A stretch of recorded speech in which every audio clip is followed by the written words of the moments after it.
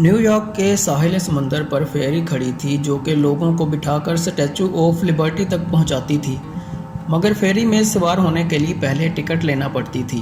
Weekend होने की वजह से लोगों का हजूम था। फेरी खचाखच भरी हुई थी। कतार में खड़े लोग दूसरी तीसरी फेरी के इंतज़ार में कड़ी धूप में हाथों में कोक, बर्गर, जूस और मूवी कैमरे पकड़े खड़े थे। इस हजूम में सिर्फ जवान और बच्चे ही नहीं थे बल्कि बूढ़े हजरात भी नुमायां तौर पर नज़र आ रहे थे। कतार में खड़े लोगों का जी बहलाने के लिए एक सयाफ आम शख्स अपने करतब दिखा रहा था। म्यूज़िक बज रहा था और करतब दिखाते दिखाते लोगों से रुपए भी बटोर रहा था, मगर किसी को मजबूर नहीं कर रहा था कि कोई इसे रुपए दे। साहिल समंदर पर जहाज़, कश्तियाँ और फेरी खड़ी थीं। दूर से स्टैचू ऑफ लिबर्टी और समंदर के दूसरे किनारे पर इमारतें दिखाई दे रही थीं। यह मैनहट्टन, न्यूयॉर्क डाउनटाउन की इमारतें थीं। लोगों की कतार के सामने रेडियो पर स्टैचू ऑफ लिबर्टी और अमेरिका के मुख्तलिफ मकामात की तस्वीरें बिक रही थीं। करीब ही बेंच बिछे थे जहां पर लोग बैठे हुए इस इंतज़ार में थे कि इस लंबी सी कतार को टिकटें मिल जाएं तो वो भी फेरी की टिकट लेने के लिए कतार में खड़े हो सकें। इस कदर धूप थी मगर साथ साथ समंदर की वजह से हवा चल रही थी।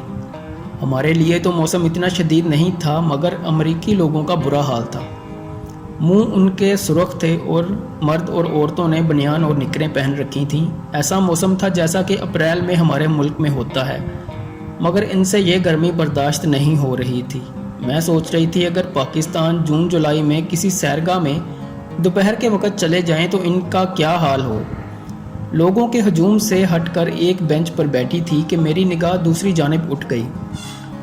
एक बूढ़ा शख्स साफ़ सुथरी पैंट, शर्ट और टाई बांधे म्यूज़िक के साथ नाच रहा था। इतना ज़ईफ़ था कि वो मुश्किल अपने पाँव म्यूज़िक के साथ उठाता। करीब जाकर पता चला कि वो भिखारी है। एक डिब्बा इसने मेज़ पर रखा था। लोग स्टैचू ऑफ लिबर्टी की टिकट लेने के लिए जब वहाँ से गुजरते तो कुछ डॉलर इसके डिब्बे में डाल जाते। भीख मांगने के लिए वो अनथक मेहनत कर रहा था। इतना मुहज़्ज़ब भिखारी जो किसी से सवाल नहीं कर रहा था कि मुझे अल्लाह के नाम पर कुछ दे दो। लोगों की मर्ज़ी पर छोड़ा हुआ था, चाहें तो कुछ खैरात कर जाएं। मुझे रह रह कर ख्याल सता रहा था कि अगर वो लोग भीख भी मांगते हैं तो इसके लिए इन्हें मेहनत करनी पड़ती है।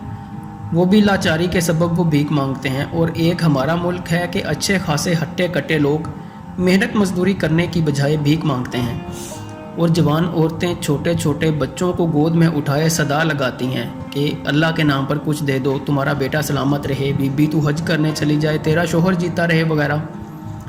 अगर इतनी दुआएं सुनने के बाद भी आप कुछ ना दें तो वो बद्दुआओं पर उतर आती हैं। जो मुंह में आता है बके चली जाती हैं।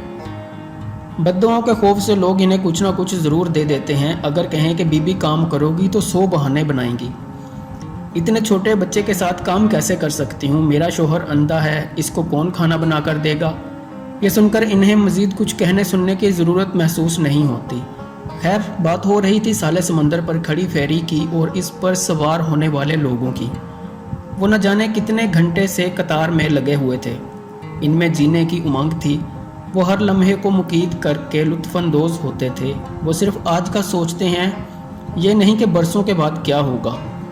मुस्तकबिल से बेनियाज ज़िंदगी गुजारते हैं। मैं यही सोचते हुए वहाँ से चली आई कि जो अच्छे असूल उन्होंने ज़िंदगी में अपना लिए हैं, हमें भी वो सीख कर अख्तियार कर लेने चाहिए ताकि हमारा मुआशरा भी बेहतरी और तरक्की की तरफ गामज़न हो सके।